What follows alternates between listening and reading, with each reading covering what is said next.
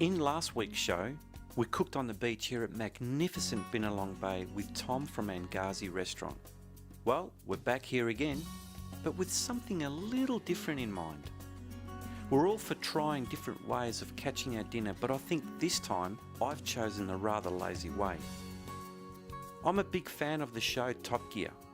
They may have their tame racing driver, the Stig, but we've got something much better. A masked chef who'll catch our meal and cook it. I wonder if the Stig cooks.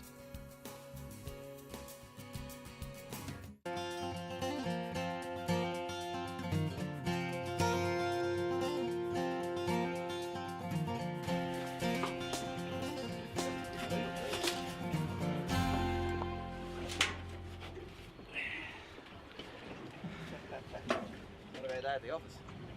Not a bad day at the office at all. Have a look at that. Abalone and crayfish. Now, Jamie, you told me yesterday that that mullet that I'd caught was rubbish, but look what it turned into.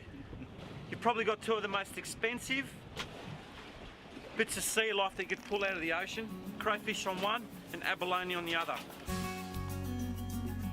It's time now to head back to shore at the end of another perfect day.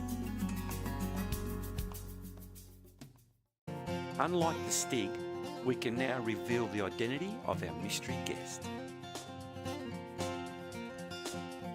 Well, I'm all excited again. We're about to cook an absolute spectacular meal. We've got Pat Weeks from the Angazi Restaurant. Welcome to the program, Pat. Thanks, Theo. Now, apart from Pat's culinary skills, you're also a qualified diver, mate, and that's what brought this little guy up along yesterday. Yep.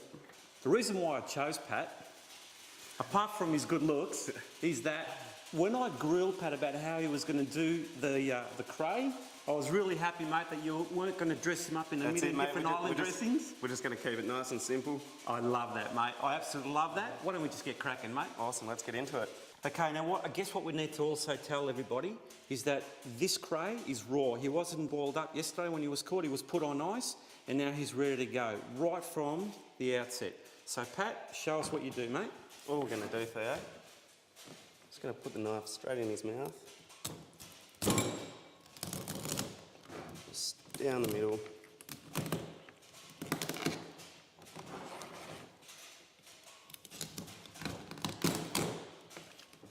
What would you say, Pat? He's about 1.5 kilos?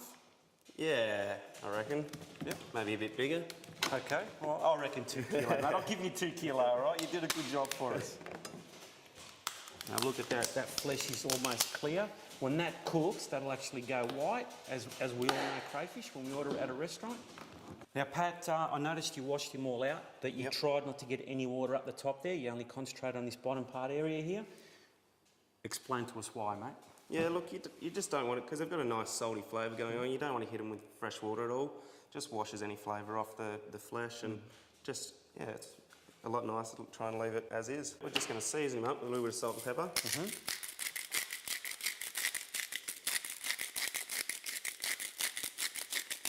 Just want a little bit of olive oil, not too much.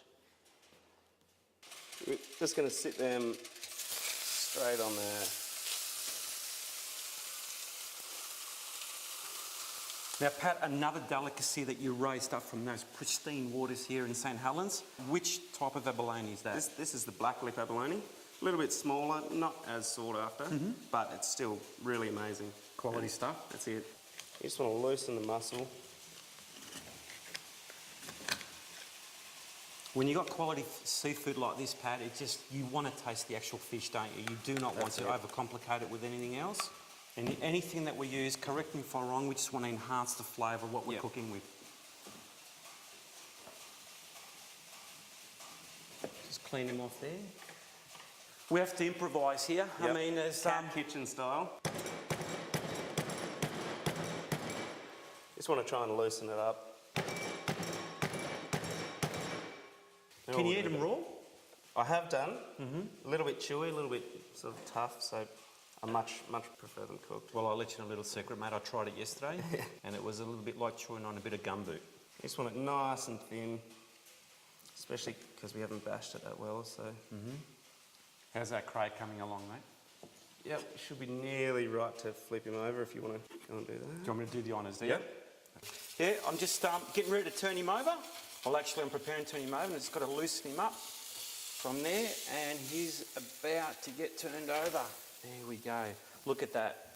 That nice braise all along there, that brownness, that's what gives it all its flavour. He's cracking along just nicely. All the colours changed as well, so he's gone from that dark browny colour to that reddy colour that we know that crays are. Now, what are we doing here, Pat? Yeah, the garlic? Yep, we're just going to crush this up, put it through a little bit of softened butter, and just put it over the top of the cray, just to sort of melt down through it while it cooks. Nicely, finely chopped. Yeah, you don't want any big pieces of garlic in there. Would you ever use margarine? No. Oh, thank Christ for that. Didn't let me down, mate. Alright, we're just going to chuck that straight in there. I'm just going to let that sit and just slowly melt through and just cook that cray through. Should be delicious. Take us through what you're going to do with this. We're just going to make a little Asian marinade for it. Just put it on now, let it sit for 15-20 minutes. Then we're just going to hit it on a hot pan and just cook it through. Yep, beautiful. What, about 15, 20, 30 seconds each side? Yeah, not much at all. Yeah, great. Now, Pat, these have been in the fridge for, or marinating for a couple of hours. Yep. Just tell us the importance of that. I mean, that is tough. So you would say, and you explained to me off camera before that by allowing that time, it's actually helping for the meat to soften up. You know, the salt's working against the proteins. That's it. Absorbing through. All the acids in there, I mean, the chilli and everything helps it, all the protein break down and just soften it up. And all the flavour just intensifies a little bit. Sensational. So we're ready to go on? Yep, we're just going to hit that with a little bit more lemon juice.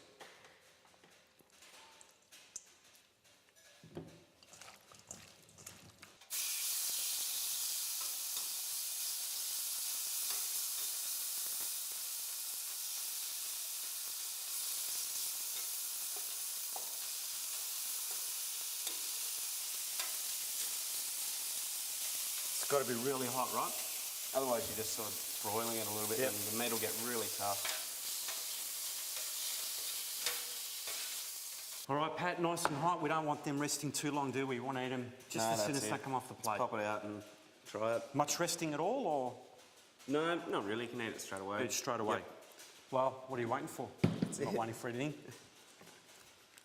Now this should all just come out in one piece. And it has. Cooked absolutely perfectly.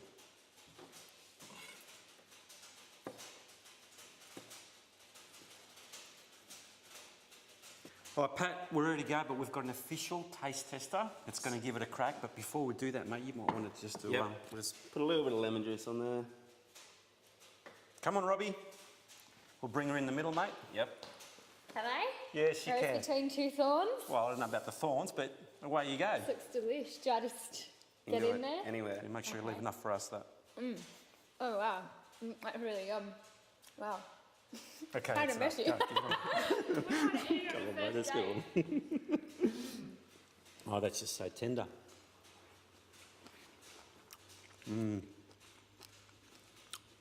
Beautiful, mate. That there? Absolutely beautiful, mate. not Well bad. done.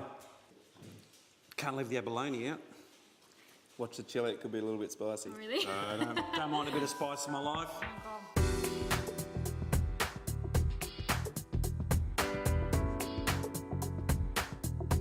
Well, this is absolutely fantastic, Pat. Thank you again. You've cooked up an absolute treat. I love the simplicity of it all. I love the fact that we're actually getting the flavours enhancing what we're actually cooking, which is the flesh or the meat. In this case, the crayfish, the abalone. Haven't spoiled it, left it nice and simple. That's what I love. This is what we're all about.